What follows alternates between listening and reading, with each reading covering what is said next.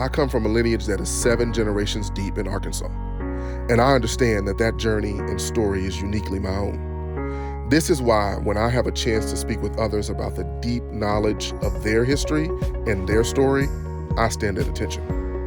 It's why I was ready and excited to speak to activist Samuel Lopez. You've always loved and cared about community. Like one of the things that really jumped out at me when we interacted was your deep love for your community. Where's that come from? Why? What is it you love about it too? Well, for me, it comes from not growing up as a U.S. citizen on American soil. A lot of the things that we had to do was have good conversations and good communication skills with people, right? Yeah. Wait, have you always liked art and music and dancing, or what sparked it for you? I come from Mexico. Yeah. And so there's a lot of food, there's a lot of dance, there's a lot of culture involved in terms of celebration. Yeah. And I think that celebration is a form of revolution because it gives you time to actually care about the people around you. People forget that. Right. Like there's power in joy. Right. Yeah. And there's power when you see a lot of happy people together. Right. Right. Have there been things that you've done here in Springdale that have allowed that spirit of community, that vibe to really grow? Like, are there particular things you've done? Absolutely. Yeah. Like what? We started a group called Stitches when we Stitches. were, yeah, so that was in 2015. I had just graduated high school, I was 17. Wow. And we started a group, kind of like a coalition of young artists from all walks of life, different ethnicities. And in that, what we were trying to do was start a mural downtown, right? Okay. So this was pre me understanding economics, understanding things like beautification or gentrification. It was more so I wanted to show that we were more than just an economic source of labor. And the thing is, like, you were an Uber driver, you talk to other people outside of Springdale, this is the ghetto of Northwest Arkansas. But completely different, this is the culture of Northwest Arkansas. Right. What can you make with a little bit of resources and make it great? And that's what I feel about Springdale. So when I told the people that were my age that, they were like, let's do an art show, let's do music shows, let's exhibit this, exhibit A. So eventually I ended up talking to the mayor. He invites me out to a city meeting. Wow. And he's like, all right. All from Stitches. Right. Yeah. So we had people from everywhere, like Crystal Bridges, Arson of the Ozark. Everybody was like, can you come to this? Can you come to that? And you're getting wined and dined. It felt like, okay, now you're in the draft, right? Now the team wants to pick you, and you're just like, but I understood from that position what I wanted to do was improve the situation and the perception of the people like me. Yeah. I've seen some of your work, which I think is phenomenal.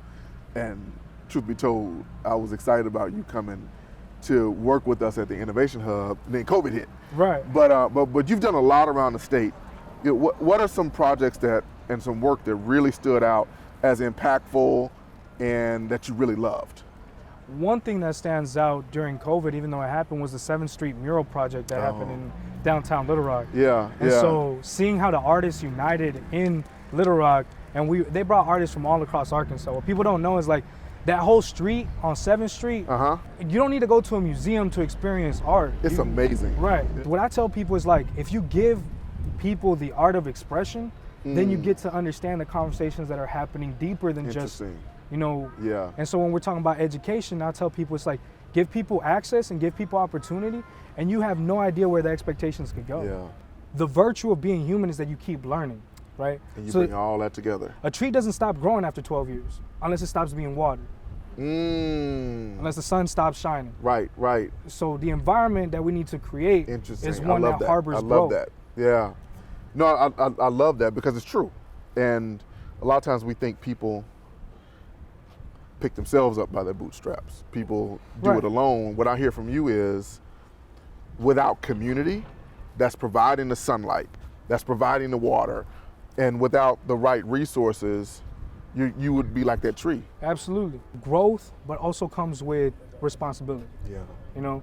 And that's something that I think it comes from my native upbringing as a person of color and understanding my indigenous roots and wanting that to be important. Not necessarily because it's economically viable, but because this is what we live on. That's right. Well, look, I'm glad, and I've said this to you before, I'm glad you're right here. I'm glad you're in Arkansas, and I'm pumped at the things that you're doing, man. Oh, come on, right here. Come on now.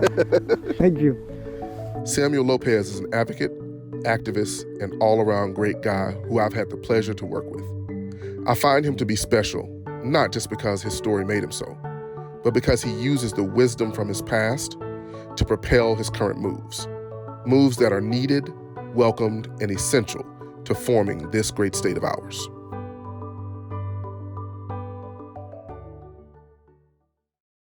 Sam Lopez, as you just heard, is the embodiment of how you become a part of the inevitable change in the community and do so in a way that makes your community better.